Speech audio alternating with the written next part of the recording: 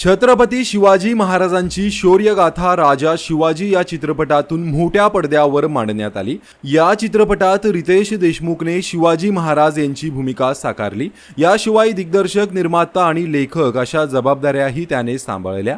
तर राजा शिवाजी या चित्रपटात रितेशची पत्नी अभिनेत्री जेनेलिया देशमुख ही महाराणी सईबाई यांच्या भूमिकेत पाहायला मिळाली। तर या चित्रपटात राजमाता जिजाऊंची भूमिका साकारणाऱ्या अभिनेत्री भाग्यश्री पटवर्धन यांनी अभिनेता रितेश देशमुख आणि जेनेलिया यांच्या नात्याबद्दल खुलासा केला आहे। भाग्यश्रीने रितेश आणि जेनेलियाचं तोंड भरून कौतुक केलं आहे। अभिनेत्री भाग्यश्री पटवर्धन म्हणाल्या, रितेश आणि जेनेलिया नवरा बायको म्हणून एकत्र काम करत असतानाही त्यांच्यामध्ये असलेली मैत्री खरोखर खूपच सुंदर आहे। रिअल लाईफमध्ये कपल असूनही सेटवरती मैत्री टिकवून ठेवणे खूपच कठीण गोष्ट असते, कारण जेव्हा तुम्ही छत्रपती शिवाजी महाराज यांच्यासारख्या अत्यंत संवेदनशील विषयावर काम करत असता तेव्हा दिग्दर्शक आणि निर्माता यांच्यात वैचारिक मतभेद होण्याची शक्यता खूपच जास्त असते।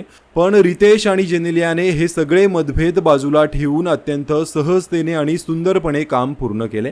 भाग्यश्रीने या स्टार कपलला आजच्या पिढीसाठी रोल मॉडेलही म्हटलं आहे। तिने सांगितलं की ज्या पद्धतीने रितेश आणि जेनेलिया एकमेकांच्या कामाचा आदर करतात आणि वैयक्तिक आयुष्यासोबतच व्यावसायिक आयुष्यही तितक्याच ताकदीने सांभाळतात, त्यामुळे ते आजच्या काळातील अनेक जोडप्यांसाठी एक उत्तम आदर्श आहेत।